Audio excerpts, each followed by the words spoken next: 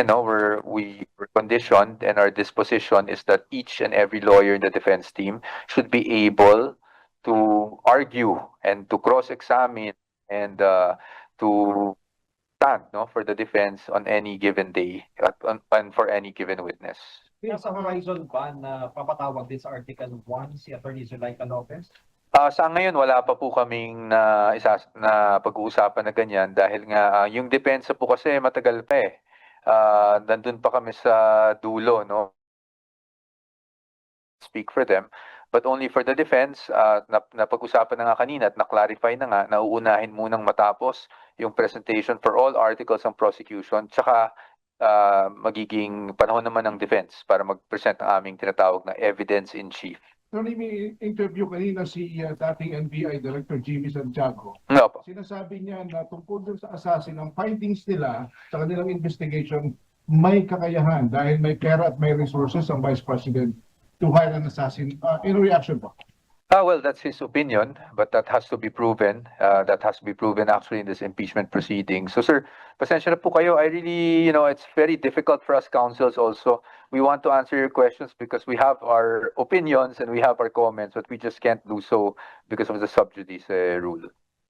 By legal rule 18, sir, can you expound more on the due process argument earlier? Limited lang po yun. Why would pagsasabina po ng bank records would violate the due process? Okay, because unang-una sa lahat, balik ko lang sa nabanggit ko kanina sa oral arguments, no. Pagdating sa pag-issue ng subpoena, you have to look at two things, no. You have to first is definiteness, ibig sabihin nun kailangan particularly described kung ano yung gusto mong i-subpoena. Pangalawa, it has to be relevant. Ibig sabihin may kaugnayan o direktang kaugnayan dito sa isinasagawang paglilitis.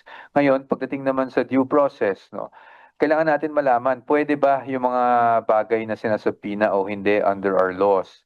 And kung ibabaliwala na lang natin yung mga batas natin, kailangan lang natin mag-issue ng subpoena, then nawawalan ng due process because the respondent has protections under the law. At again, hindi lang po yan sa respondent, it goes for each and every one of us Filipinos. No? At basic naman po yan at sinabi rin po sa Supreme Court decision na aking kinote kanina that the due process requirement applies in every stage of the proceeding. Ibig sabihin nun, magmula sa pag-file ng impeachment complaint sa House, hanggang dumating ng Committee on Justice, hanggang dumating dito sa paglilitis sa Senado, dapat nire-respeto and na-observe yung due process, no? Para naman sa kapakanan ng respondent.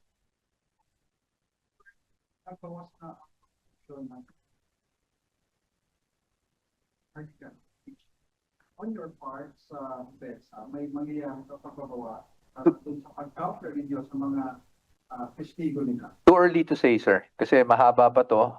Sa dulo pa lang kami. Actually, di ba, mauuna muna ang prosecution. So right now, I don't want to give any definite statement because it's really, really too early to say. No, it's too early. For comment lang po doon sa possession ng prosecution na in the Corona case kasi tiniyagan yung mga documents that predates his term as Chief Justice, and one of your key arguments in the case also on the aspect of predating yung position ni Vice President before siya ma-elected president. Comment lang po. I guess, again, I don't want to get into the merits. I'll just say what I stated. No, I'll refer you to my part of the oral arguments. The Corona impeachment trial was done way before the decision of the Supreme Court in Duterte versus HOR. And anong presumption dyan? That when the Supreme Court decided the decision penned by none other than Senior Associate Justice Marvic Leonin, they were cognizant and they were fully aware of what happened in the Corona trial. And that's why, there are guidelines that are enumerated under the Supreme Court decision. And again, I will refer you to that. You can go ahead and read the decision and you will see the guidelines there. Ang constitution was keep on saying, ito naman ay political, hindi ito masyadong technical and legal, kaya dapat maluwag tayo sa anumang hihilingin nila. para maibigay po yung side naman na gusto nilang ipaabot sa taong bayan. Ang kaluwagan po ba, ibig sabihin po niyan, ay hindi babaliwala na natin lahat ng batas ng Pilipinas? Hindi naman po siguro tama yun. For additional comment na, ang reply ulit ng, ng House kasi doon sa House of Representatives, Duterte versus House of Representatives case, I already think I've already said my piece on that. No? So I think you should refer to it because obviously we disagree that it is obiter. Definitely, in fact, dalawang beses pa nga ni-reiterate yung guidelines eh. Started from if you read the decision, the first 2 pages decision na may summation dun ng guidelines and then dun sa last portion, inulit-ulit yung guidelines. So, you know, I think that is something for the court to consider na, no? But obviously, as I said, I respect Congressman Diokno. I have the utmost respect for him, to be honest, no? So he has his position, I have my position, meaning the prosecution has their position, the defense has its position, so it's up to the court. Sir, wala kang binabasa doon sa oral arguments? Opo. Impromptu ka? Ano ba yan? Kabisado mo ba sa... I think it's personal preference. Nahihirapan po kasi ako pag nagbabasa ako because it's distracting for me. So, talaga naman pong kahit noon ganun po talaga ako. No? Hindi ako nagbabasa. At sa regular courts, hindi rin po talaga ako nagbabasa. But sorry. I just have to no kasi baka ma-misconstrue, no? It's really a personal preference. It doesn't mean that it's better na wala kang binabasa. No, I'm not saying I'm good kasi may binabasa. No, wala akong binabasa or may binabasa ako. It's just personal preference. Each lawyer has his or her own style. As you can see, some lawyers kahit may binabasa, ang ganda naman ng delivery and very coherent. So it's really irrelevant kung may binabasa o walang binabasa. It's just a matter of preference for each lawyer. Go ahead.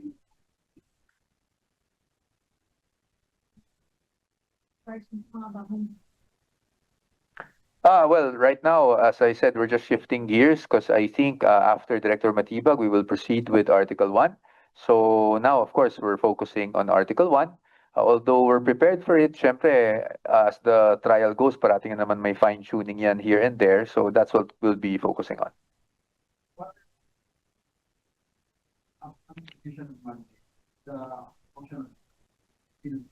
Siyempre po, kung ano man yung naging posisyon natin, sana we were able to justify it. We were able to show that, you know, the issue on relevance. We discussed the issue on relevance. We discussed the issues on the various laws that prohibit certain disclosures.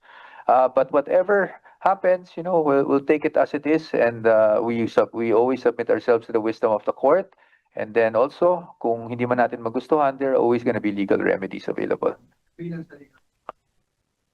Well, sir, it's too early to say. Wala pang decision. I don't want a clickbait soundbite, you know. So I'm not saying anything right now. Those are all on the table, but you know, there's nothing has been discussed. It's too premature, and plus, all of these things will have to be discussed with our client.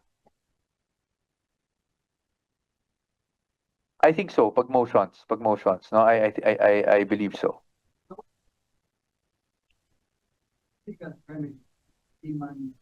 Again, sir, I've already mentioned. I don't want a clickbait.